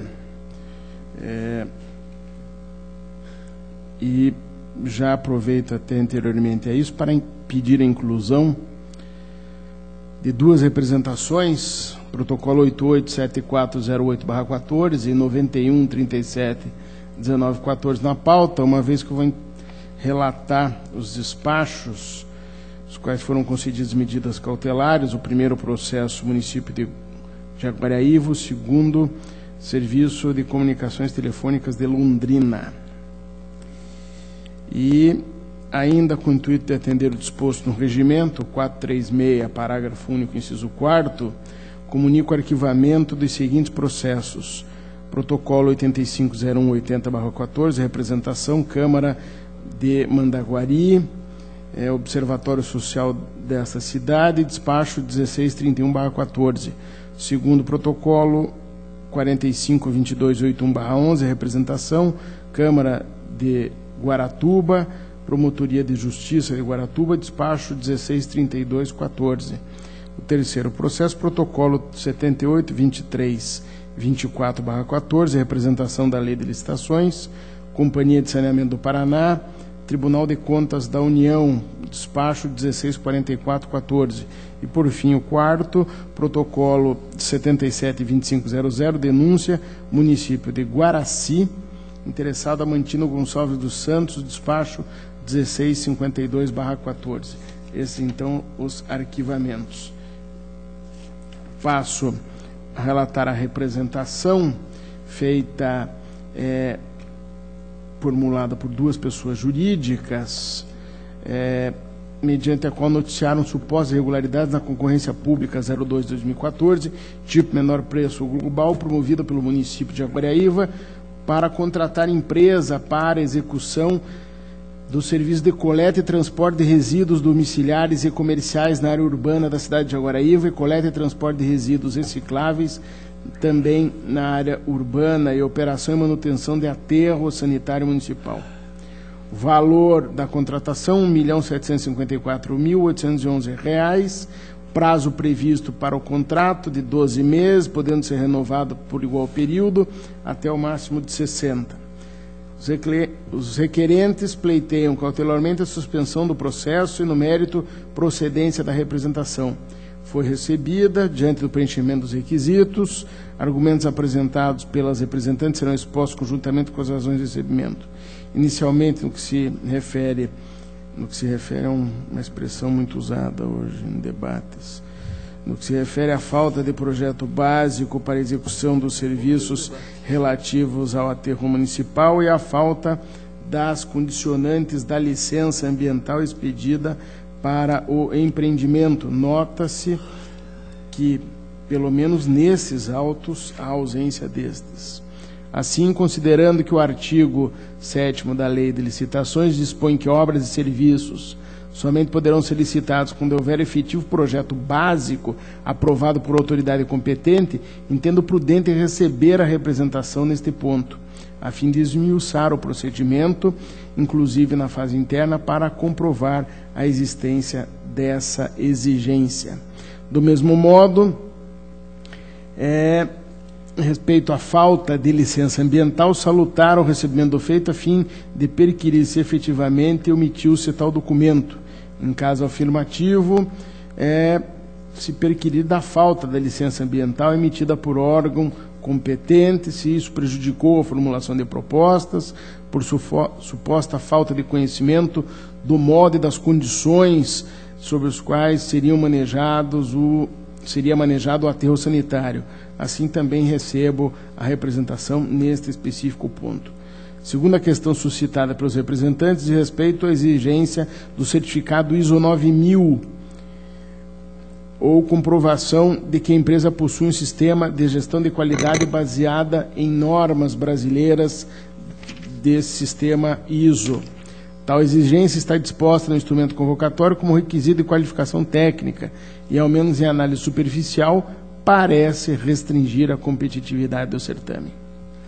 Sobre o tema em análise, salutar transcrever, e faço a transcrição, de entendimento do sempre lembrado Marçal Justem Filho a respeito da exigência do certificado ISO, que é um certificado que pode, evidentemente, e assim o faz, dar uma certa indicativo de proficiência em determinado serviço ou fornecimento de bens, mas não pode se tornar em requisito para a participação ou não, ou seja, ser uma inscrição compulsória a ponto de eliminar da competição quem não o detenha.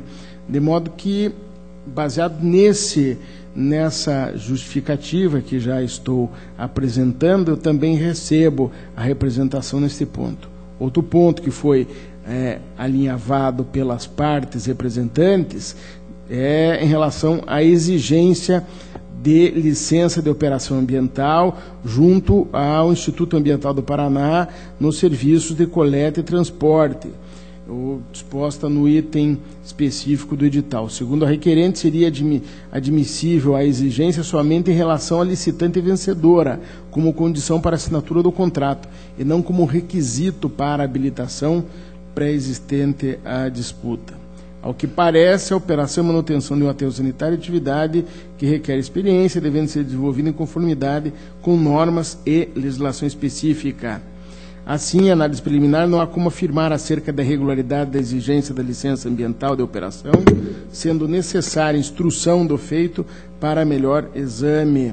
No entanto, destaco que cabe à administração fundamentar suas exigências de forma a que evidencie imprescindibilidade e pertinência para o objeto licitado. Também recebo nesse ponto. Outro ponto questionado por uma das empresas em relação à comprovação de capacidade técnico-profissional da licitante. O instrumento convocatório demonstra que a entidade pretendeu aferir a capacidade técnico-profissional dos licitantes por meio da comprovação de vínculo empregatício com seus empregados, anotação na carteira de trabalho e comprovação de que sócios ou diretores constam, com essas habilitações, constam no Estatuto Social. Tal exigência parece-me equivocada e possivelmente excessiva, haja vista que a capacidade técnico-profissional pode ser comprovada por meio de contrato de prestação de serviço. Deste modo, também recebo a representação. empresas representantes questionaram ainda a existência de um plano técnico operacional, afirmando que a exigência de metodologia de execução está prevista no artigo da Lei de Licitações e que isso é cabível nos casos de obras, serviços e compras de grande vulto e de alta complexidade técnica. Afirmaram que no caso Intela, embora se trate de licitação de grande vulto, os serviços não teriam essa alta complexidade, já que consiste em arrecadar sacos de lixo, isso é o termo usado na representação, arrecadar sacos de lixo e manobrar tratores do aterro sanitário. Um pouco pobre essa expressão. Sobre esta questão, verifique que não há como se afirmar em juízo de cognição sumária próprio desta fase que se confirmam as irregularidades indicadas na peça inicial. Todavia, diante dos indícios, toda a coletânea de indícios apresentados nos autos, entendo prudente o recebimento da representação quanto a este ponto. Por fim, no que diz respeito ao não atendimento das normas previstas na Política Nacional de Resíduos Sólidos, através da Lei 12.305 de 2010, entendo que a representação deve ser recebida, uma vez que a Lei de Licitações dispõe no seu artigo 3º que uma das finalidades da licitação é promover o desenvolvimento nacional sustentável. Deste modo, verifica-se que, além da escolha da proposta mais vantajosa à administração e garantia o princípio da isonomia, o certame deve promover o desenvolvimento sustentável, que significa introduzir critérios ambientais, sociais e econômicos nas aquisições e contratações realizadas pelo poder público. Assim, verificada a disposição expressa do desenvolvimento nacional com sustentabilidade na legislação pertinente, bem como considerada a importância de uma política nacional de resíduos sólidos e seus objetivos, estabelecidos através até de normas, recebo a presente representação quanto a este ponto. Diante do que alega na inicial, entendi cabível a medida cautelar, haja visto o preenchimento dos requisitos do fumo boniures e do perículo, embora precisamente porque já que, como exposto na inicial, o edital estipulou a data de 9 de outubro de 2014 para a realização da sessão pública, designando-se a data de 10 de outubro para a divulgação do resultado da análise. Não consta do sítio virtual do município de Jaguaraíva notícia acerca do vencedor do certame. Entretanto, acaso não sejam interpostos recursos, passar-se-á a homologação da licitação, motivo pelo qual se faz urgente a suspensão do certame, e essa é a decisão que trago para este plenário.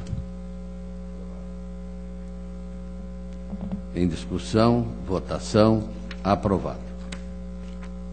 Protocolo 913719/14, representação da Lei de Licitações, com pedido cautelar, embasado no artigo 113 da Lei de Licitações, encaminhada a esse tribunal por Adalberto Shows Diniz, sócio de uma licitante Trade Comunicação, para noticiar possíveis ilegalidades em licitação promovida pela Sercontel, Sociedade de Economia Mista, no município de Londrina.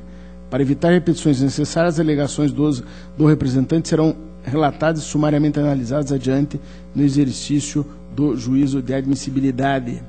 Processo licitatório é uma concorrência, tipo melhor técnica, que tem por objeto contratação de agência de propaganda e publicidade para a prestação de serviços, os mais variados: criação, produção, veiculação de publicidade institucional, promocional, de vendas dos produtos e serviços oferecidos pela Sercontel, que tenham vinculação ao mercado e ao sistema de telecomunicações. Valor estimado da contratação para 12 meses, R$ 3.308.000, um pouco mais do que isso. Quanto à vigência, há no instrumento convocatório previsão de prorrogação dentro do prazo previsto em lei, ou seja, os já conhecidos 60 meses. A Engenho Propaganda é, ao menos provisoriamente, a licitante declarada vencedora. Após a narrativa dos fatos, que em sua ótica consubstanciam ilegalidades na licitação Intela, o representante requer cautelarmente a suspensão do certame, no mérito à procedência da representação. A representação foi recebida, visto que preenche os requisitos legais e regimentais. Na petição inicial, o requerente alega que questionou a Sercontel a respeito da omissão do edital ao não exigir para a comprovação da qualificação econômico-financeira do licitante os documentos que estão previstos no artigo 31, inciso 1º da Lei de Licitações. Apreciando tal questionamento, a assessoria jurídica da Sercontel, por meio do advogado Bruno Galopini Félix, concluiu que há amparo legal para a não exigência no edital da concorrência da Sercontel dos documentos elencados no artigo 31. Ocorre que, segundo o requerente, o referido assessor jurídico tinha, ao tempo da emissão do parecer, relacionamento afetivo com Carolina Alessi Pagani, filha de Valdoir Pagani e de Lene Luiza Alessi Pagani, sócios da licitante vencedora, Engenho Propaganda Limitada. A juntada do contrato social nos autos, mais precisamente a peça inicial indica, por meio de fotografias e mensagens veiculadas no Facebook, que Bruno e Carolina seriam, à época, teriam um relacionamento afetivo, havendo inclusive foto de reunião familiar com a presença de todas as pessoas já citadas. A foto foi postada, inclusive a data, existe a data precisamente, cópia disso, não sei se em ata notarial, mas enfim, está ali e não há contestação, e o parecer jurídico firmado por Bruno é datado do período dessas veiculações. Além de filha dos sócios da empresa, o representante aponta que Carolina é empregada dessa mesma sociedade empresarial, junta-se o contrato de trabalho, que figura como uma das profissionais listadas na proposta técnica da licitante, da qual consta que atua na área de planejamento de mídia, negociação com veículos e administração de recursos para investimento. Ainda de acordo com o requerente, o vínculo entre o assessor jurídico da Sercontel e a Engenho Propaganda também está demonstrado pelo fato de Bruno Galopini Félix ser advogado constituído pela Engenho em processo judicial. Há uma cópia de autos de repetição de indébito que tramitam na Justiça, ajuizado em face de uma outra empresa de telecomunicação, a Claro, tramitando perante a 4ª Vara Civil da Comarca de Londrina, que atualmente se encontra em grau de recurso no TJ, em razão de interposição de apelação pela autora do processo originário. Assim, para o representante, a participação da Engenho Propaganda infringe, na concorrência em que ela ainda está apontada como vencedora, infringe os princípios magnos da administração pública, do artigo 37, enfim, além da vedação que consta no artigo 9º da Lei de Licitações. Afirma que são nesta linha vários precedentes do STJ, inclusive do Tribunal de Contas da União, e deste plenário em julgamentos que cita o Acordo 2745/2010. Peticionário acrescenta que, em licitações anteriores, a Sercontel exigiu o balanço patrimonial e demonstrações contábeis do último exercício social, ao contrário do que se passou no certame que está impugnando.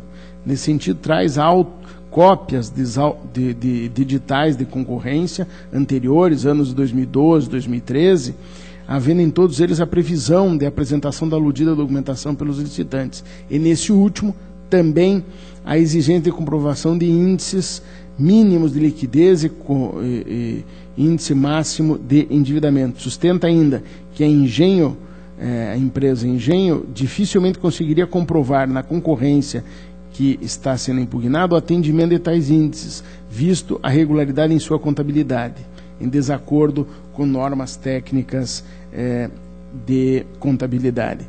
Após alegar todos esses óbitos relativo à participação da Engenho Propaganda no certame, o representante se insurge também contra a atuação da pessoa jurídica Giacometti Londrina Agência de Publicidade Limitada na disputa. Isso porque, segundo o requerente, a referida licitante é representada no certame pelo advogado Fábio César Teixeira, que é ocupante do cargo de provimento efetivo de procurador do município de Londrina, maior acionista da Sercontel.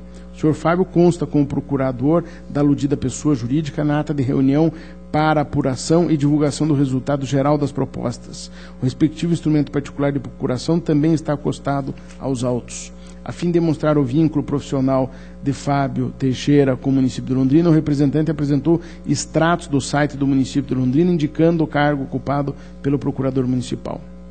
Consultando-se o portal da Transparência de Londrina, nota-se com efeito o senhor Fábio Teixeira consta como servidor ocupante do cargo em provimento efetivo lotado na Procuradoria-Geral do município.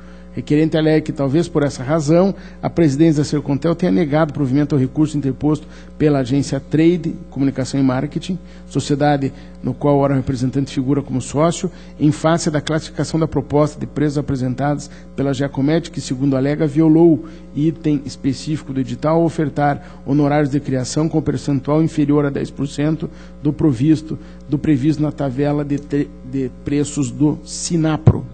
Pois bem, tocante à participação da agência Engenho, com efeito, tal pode ser configurada ofensa aos princípios da impessoalidade, moralidade e isonomia.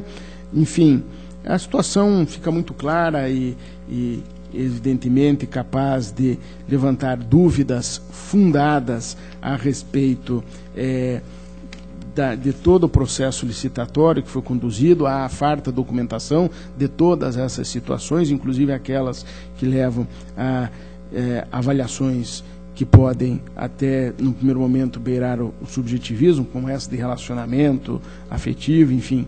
E, por fim, a urgência, em razão de ser uma licitação que está em curso e que, evidentemente, impõe a cautela de suspendê-la para que se possa desfiar corretamente e completamente todas as nuances desse procedimento licitatório. E, portanto, a minha decisão foi pela suspensão do procedimento até que se analise o mérito. Devidamente anotado, submetido à apreciação, nada havendo em contrário, aprovado.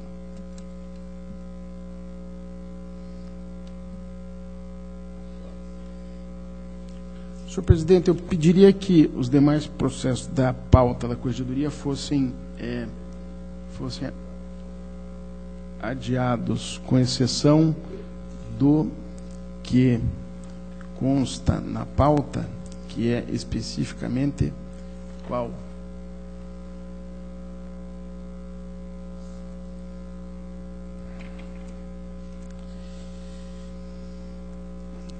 Que é esse aqui, da pauta ordinária, portanto. Os da pauta da Corregedoria estão todos adiados. Os da Corregedoria estão todos adiados. Há algum que eu tenha que relatar hoje? Estão todos adiados, menos um que Vossa Excelência vai relatar hoje. Menos um que eu vou relatar, mas que o conselheiro substituto Sérgio Fonseca já pediu vistas. Poderia declinar o número do protocolo para que nós possamos...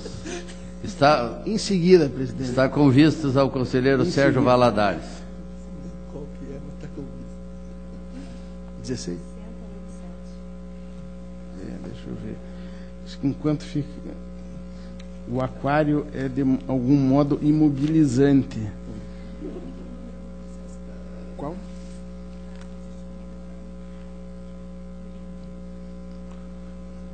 Bom, eu passo aqui, depois me trazem alguma coisa anotada para que eu possa ler. Perfeitamente. Vossa Excelência continua com a palavra. Protocolo 38.2/13 é uma tomada de contas extraordinária instaurada em cumprimento determinado no despacho do então presidente desta Corte, Fernando Guimarães, objetivando apurar eventual responsabilidade pelo repasse de recursos do Estado do Paraná ao município de Curitiba, em descumprimento a uma ordem suspensiva desta Corte de Contas. Havia me adiantado o conselheiro Durval que teria a intenção, não sei se permanece ainda, de solicitar vistas desse processo. Perfeitamente, eu tenho Vista intenção. concedida ao conselheiro Durval Amaral. Então, era esses os processos para a pauta de hoje. Agradeço, presidente. Os demais processos possíveis estão adiados e esta presidência agradece a Vossa Excelência e consulta se alguém quer fazer uso da palavra. Não havendo nada a tratar, declara encerrada a presente sessão, marcando uma próxima ordinária para o dia 23/10 próximo, no horário regimental. Levante-se e apresente.